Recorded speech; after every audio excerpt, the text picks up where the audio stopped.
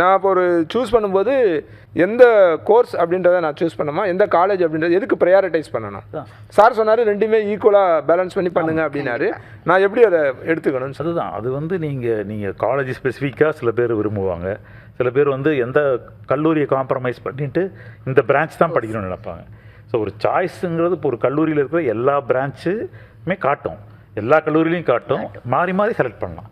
So நீங்கள் சொன்ன மாதிரி அவன் ப்ரையாரிட்டைஸ் பண்ணணும், ப்ரிஃபரன்ஷியல் ஆர்டர். இது இப்படி இருந்தால் சரியாக இருக்குமா? ரேங்கிங்கில் மேலே இருக்க காலேஜஸில் நான் எதிர்பார்க்குற கோர்ஸ் அப்படின்னு ஆக்சுவலாக இல்லை, என்னை பொறுத்த வரைக்கும் நான் அதில் டிஃபர் ஆவேன். ஏன்னா இப்போ நான் ஒரு 150 எடுத்திருக்கேன்னு வச்சுக்கோங்க கட் ஆஃப்.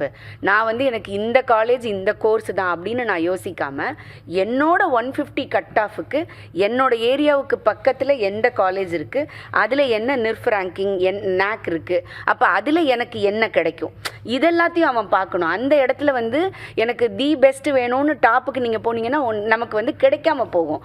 அப்போ அப்படியெல்லாம் நம்ம சூஸ் பண்ணாமல் நான் 150 கட் ஆஃப், நான் 135 கட் ஆஃப் வரைக்கும் நமக்கு கொடுக்குறோம், நம்ம 100 வரைக்குமே போகிறோம். அப்படி போகும்போது எனக்கு எந்த காலேஜ் வரும் அப்படி தான் நம்ம பார்க்கணும்.